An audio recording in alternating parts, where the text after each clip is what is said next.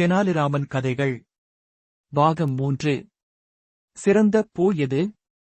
ஒரு சமயம் விஜயநகரத்திற்கு புலவர் ஒருவர் வந்தார். அவர் சகல சாஸ்திரங்களையும் கற்றவர். மேலும் தம்மைப் போல் புலமை பெற்றவர் யாரும் இந்த உலகில் இருக்க முடியாது என்ற ஆணவம் கொண்டவர். விஜயநகர அவையில் தன் திறமையை வெளிப்படுத்த ஒரு வினாவையும் எழுப்பினார். அவையோரை பார்த்து, என் மனதில் ஒரு கேள்வி எழுந்துள்ளது. அக்கேள்விக்கான சரியான பதிலை இங்குள்ளவர்களால் கூற முடியுமா?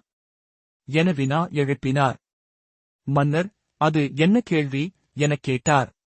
புலவர், உலகில் சிறந்த பூ எது? இந்த கேள்விக்கு சரியான பதில் கூறும் நபரை என்னைவிட அறிவில் சிறந்தவர் என்று ஏற்றுக்கொள்கிறேன் என்றார். உடனே அரசவையில் உள்ள அனைவரும் தங்களது பதில்களை கூற ஆரம்பித்தனர்.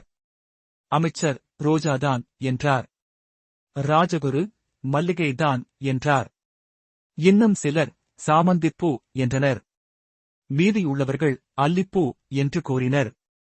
அவர்கள் அனைவரும் கூறியதைக் கேட்ட புலவர், நீங்கள் கூறியவை சரியான பதில் அல்ல என்று கூறிவிட்டு, மன்னரிடம் தங்கள் அவையில் சிறந்தவர்கள் இல்லையா என்று கேட்டார்.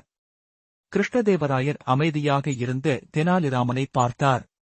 உடனே தெனாலிராமனும், உலகில் சிறந்த பூ பருத்திப்பூ என பதில் கூறினார். அது எப்படி?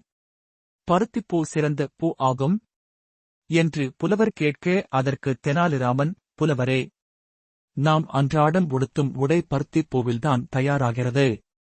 நமது மானம் காக்க உதவும் பருத்திப்பூவே சிறந்தது என்றார்.